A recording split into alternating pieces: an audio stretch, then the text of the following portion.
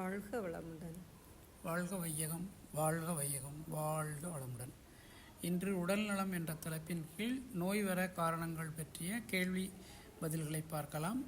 முதலாவது கேள்வி, உடல்நல கேட்டிற்கு முக்கிய காரணம் உடலின் இரசாயன மாற்ற தடையே ஆகும். உடலில் இரசாயன மாற்றத்தடை ஏற்பட அடிப்படையான காரணங்கள் யாவை? இயற்கை காரணங்கள் 3, செயற்கை காரணங்கள் 3. நோய் வரக்கூடிய இயற்கை காரணங்கள் யாவை? கருவமைப்பு, கோள்களின் நிலை, சந்தர்ப்பத்தால் வரும் இயற்கை நிகழ்ச்சிகளின் மோதல். நோய் வருவதற்கான செயற்கை காரணங்கள் யாவை?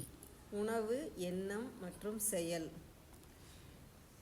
பெற்றோர்களிடமிருந்து நோய்கள், எண்ணங்கள், அனுபவங்கள் டேஷ் வழியாக சந்ததிகளுக்கு வந்து வெளிப்படுகிறது. வித்து தொடர் வழியாக சந்ததிகளுக்கு வந்து வெளிப்படுகிறது. முன்னோர்களிடமிருந்து நோய்கள் சந்ததிகளுக்கு வராமல் இருக்க டேஷ் டேஷ் அவசியம். விழிப்புணர்வு மற்றும் உடல் மனநல பயிற்சிகள் அவசியம். கோள்களால் மாறுபடும் இரசாயன இயக்கம் டேஷுக்கு பெரும் காரணமாக அமைகிறது. மரணத்திற்கு பெரும் காரணமாக அமைகிறது. வான்கோள்களிலிருந்து வரும் காந்த அலைகள் ஒருவரின் ஜீவகாந்தத்தோடு தொடர்பு கொள்ளும் பொழுது அந்த அலைகளின் டேஷ் மற்றும் டேஷ் காரணமாக உடல் நலத்தின் மாற்றம் ஏற்படுகிறது. அந்த அலைகளின் ஏற்றத்தாழ்வு மற்றும் தன்மைக்கேற்ப உடல் நலத்தில் மாற்றம் ஏற்படுகிறது. சூரியனிலிருந்து வரும் அலைகள் டேஷ் எனப்படும். சூரியனிலிருந்து வரும் அலைகள் எலும்புகளோடு தொடர்புடையவை. புதன் என்ற கோளிலிருந்து வரும் அலைகள் டேஷுடன் தொடர்புடையவை. தோலுடன் தொடர்புடையவை. சுக்கிரனிலிருந்து வரும் அலைகள் டேஷுடன் தொடர்புடையது.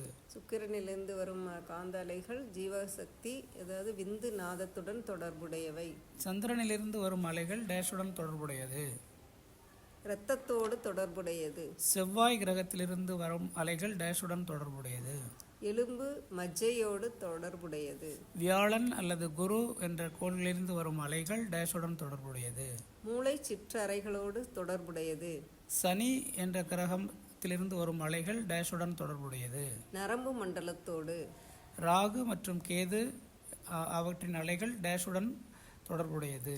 மனதுடன் தொடர்புடையது. அடுத்த கேள்வி, இயற்கை சீற்றத்தினால் ஒருவருடைய ஜீவகாந்தத்தில் டேஷ் உண்டாகி அணு அடுக்குகள் சீர்குலைந்து மின் குறுக்கு உண்டாகிறது. இயற்கை சீற்றத்தினால் ஒருவருடைய ஜீவகாந்தத்தில் ஏற்றத்தாழ்வுகள் உண்டாகி அணு அடுக்குகள் சீர்குலைந்து மின் குறுக்கு உண்டாகும். இயற்கை சூழ்நிலையில் ஏற்படும் பருவ கால மாற்றத்தின் தாக்கமும் டேஷை பாதிக்கும். உடல் நலத்தை பாதிக்கும். கோடை காலத்தில் சுற்றுப்புறத்தின் வெப்பநிலையோடு உடலின் வெப்பநிலையை சமன்படுத்த உடல் டேஷை வெளிப்படுத்துகிறது. உடல் வியர்வையை வெளிப்படுத்துகிறது. உண்ட உணவு ஜீரணிக்கும் முன்பே டேஷ் டேஷ் டேஷ் ஆகியவையே செரிமானத்தை பாதிக்கும் காரணங்கள். உண்ட உணவு ஜீரணிக்கும் முன்பே உண்ணுதல், அளவுக்கு அதிகமாக உண்ணுதல், கெட்டுப்போன உணவை உண்பது ஆகியவை செரிமானத்தை பாதிக்கும் காரணங்கள். கற்பனை என்பது டேஷ் ஆகும். எந்த ஒரு எண்ணமும் அது எடுக்கக்கூடிய உருவமே கற்பனை. டேஷ் உடலையும் உள்ளத்தையும் கெடுத்துவிடும். தீய எண்ணங்கள் உடலையும் உள்ளத்தையும் கெடுத்துவிடும். மனிதர்களின் செயல்களும் டேஷுக்கு ஒரு காரணமாகும். உடல் ரசாயன மாற்றத்திற்கு மனிதர்களின் செயல்களும் ஒரு காரணம். டேஷ் மாறுதலால் வரும் மாற்றங்களை பொதுவாக அனுபவித்தே தீர வேண்டும். சந்தர்ப்ப மாறுதல்களால் வரும் மாற்றங்களை. நோய் எதிர்ப்புத்தன்மை என்பது என்ன? நோய் வராமல் தடுப்பதும் நோய் வராமல் காப்பதும் ஆகும். ஜீவகாந்த திணிவு அதிகமாக இருக்கும் பொழுது டேஷ் உடலில் பெருகுவது இல்லை.